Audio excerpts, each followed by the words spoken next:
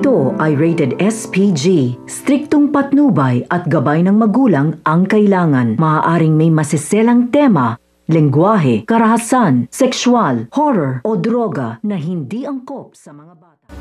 Magiging matiwasay na nga sana ang araw nga nito ni Tanggol. Subalit, tatawag nga isang tropa nga nito ng tulong dahil nasa rambulan nga raw ito nga si Santino. Kaya naman agad-agad nga silang pumunta doon upang tulungan si Santino. Subalit, kahit na nga tinulungan niya nga ito nga si Santino, ay si Tanggol pa rin nga ang magiging masama sa mga tao. Kaya mababalitaan nga ito ng lola nga nito at ni Marites.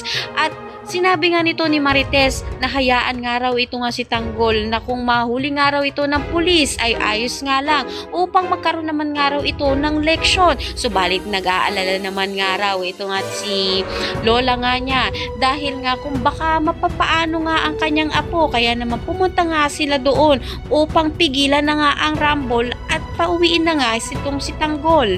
Dahil sa naganap nga na rambulan, mukhang mapapahama at malalagot nga ito nga si Tanggol sa kanyang ama-amahan na si Rigor dahil nga dito ay masasaktan niya nga itong maigi. Kaya naman to the rescue nga ang lola nga nito upang ipagtanggol at pigilan naman nga ito nga si Rigor sa ginagawa nga nitong pananakit sa kanyang apo. Kaya naman pakatutukan natin yan. Maraming salamat sa iyong panonood at God.